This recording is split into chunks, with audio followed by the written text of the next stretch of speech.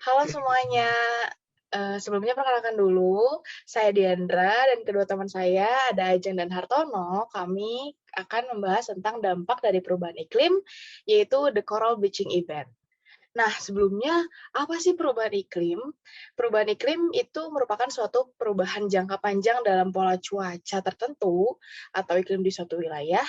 Nah, perubahan iklim ini sering dikaitkan dengan pemanasan global karena saat ini iklim bumi sedang berubah gitu, pemanasan global. Nah, pemanasan global itu adalah kenaikan pada suhu rata-rata global bumi jangka panjang berlangsung selama 1 dekade atau lebih.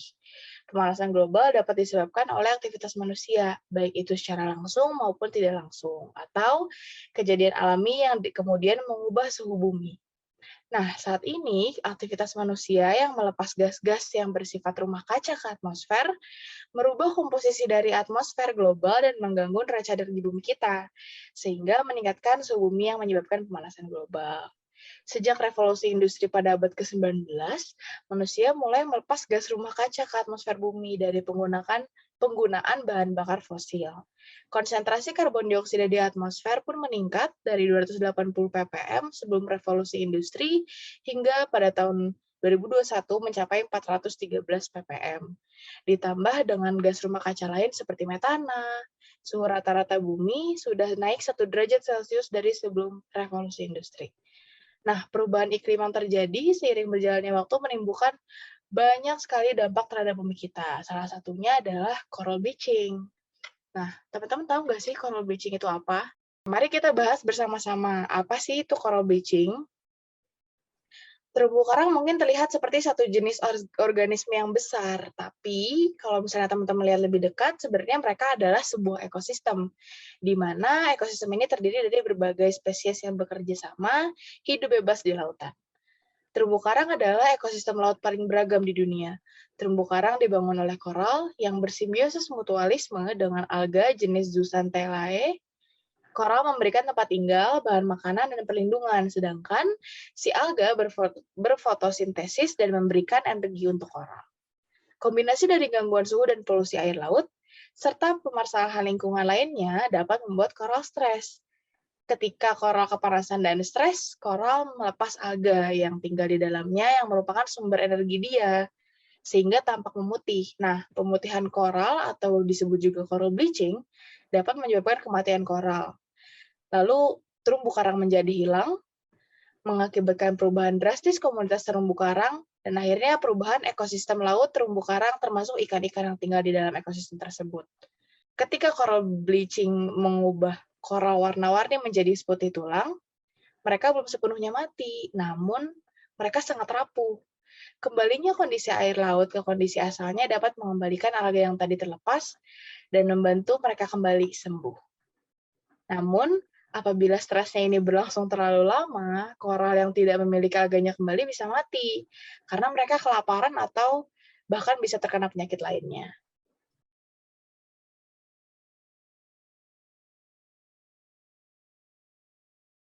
Ya, jadi bagaimana sih sebenarnya pemanasan global ini menyebabkan koral-koral di laut itu menjadi semakin stres.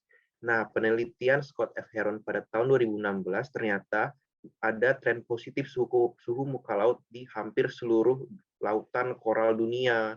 Bahkan lautan koral pun tuh memanas lebih cepat daripada lautan lainnya. Nah, pemanasan ini diperkirakan juga akan semakin cepat di masa depan dan dapat meningkatkan intensitas dan frekuensi coral bleaching yang semakin besar. Dan ternyata memang benar, dalam 2 dekade ke belakang, frekuensi dan intensitas kejadian coral bleaching juga telah meningkat dan diperkirakan akan terus meningkat. Antara tahun 1985 sampai 2012, luas koral yang mengalami stres thermal tingkat bleaching meningkat 3 kali lipat dari 8% menjadi 26%. Nah, suhu mulai terjadinya coral bleaching juga telah meningkat dari 28,1 derajat Celcius pada 1998 sampai 2006 menjadi 28,7 derajat Celcius pada tahun 2007 sampai 2017. Dan kejadian coral bleaching secara global sejak tahun 1980 sudah terjadi 3 kali. Nah, 3 kali ini pada tahun 1998 mempengaruhi 48% koral dunia, pada tahun 2010 mempengaruhi 48% koral dunia juga, dan yang terpanjang dan terbaru tahun 2015 dan 2016 mempengaruhi lebih dari 70% koral dunia. Nah, pada tahun 2015, 2016, dan 1998, coral bleaching dunia ini dipicu oleh kejadian El Nino kuat yang karena pemanasan global juga diperkirakan akan semakin kuat. Nah, IPCC pun memprediksi bila tren bleaching skala global ini berlanjut, bisa-bisa tahun 2050, 90% koral dunia akan hilang. Mungkin sekarang kita akan berfokus pada Indonesianya sendiri, ya kan? Faktanya Indonesia itu memiliki luas terumbu karang yang mencapai 14% dari total terumbu karang yang ada di dunia.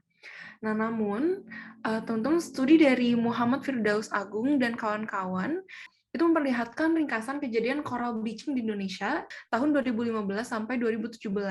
Bahwa tahun 2015 itu Indonesia tidak tercatat adanya coral bleaching.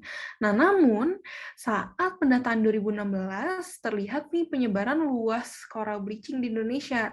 Berdasarkan survei cepat Coral Bleaching Network dengan bantuan warga sekitar, terumbu karang di 21 dari 22 provinsi yang disurvei dilaporkan memutih dalam kisaran 25 hingga 75% di setiap provinsi.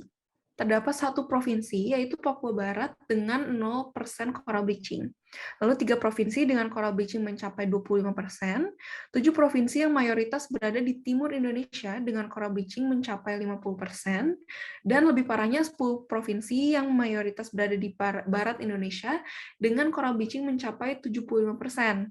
Dan satu provinsi, yaitu Bengkulu, dengan coral bleaching di atas 75%. Dengan adanya event coral bleaching pada tahun 2016, pada tanggal 29 Juni 2016, Indonesia menggelar pertemuan Consultating Meeting on Implementation of UNEA II Resolution on Sustainable Coral Reefs Management yang dilangsungkan di Manado. Pertemuan tersebut membahas 2 agenda penting, yakni salah satunya adalah coral bleaching dan didatangi oleh banyak negara lainnya. Indonesia berkomitmen untuk terus menjadi pemimpin dalam pengelolaan dan penyelamatan terumbu karang yang ada di kawasan segitiga karang atau Coral Triangle yang meliputi 6 negara Asia Tenggara dengan harapan akan menyelamatkan terumbu karang di seluruh dunia. Karena kita sudah tahu nih overview dari apa itu pemanasan global, apa itu coral bleaching, bagaimana sih buruknya suasana coral bleaching di dunia ini, yang kita dapat ketahui, coral bleaching ini semakin memburuk seiring menaiknya suhu rata-rata bumi, yaitu di mana pemanasan global terjadi. Nah, tanpa koral, ekosistem laut dan kegiatan manusia itu akan terganggu. Pemerintah Indonesia pun harus lebih tanggap dalam menangani perubahan iklim beserta coral bleaching. Namun, tidak hanya pemerintah yang harus bertanggung jawab, kita sebagai warga bumi pun harus peduli terhadap perubahan iklim dan berupaya untuk memperbaiki keadaan agar bumi tetap lestari untuk kita tinggali. Sekian dari kami, terima kasih.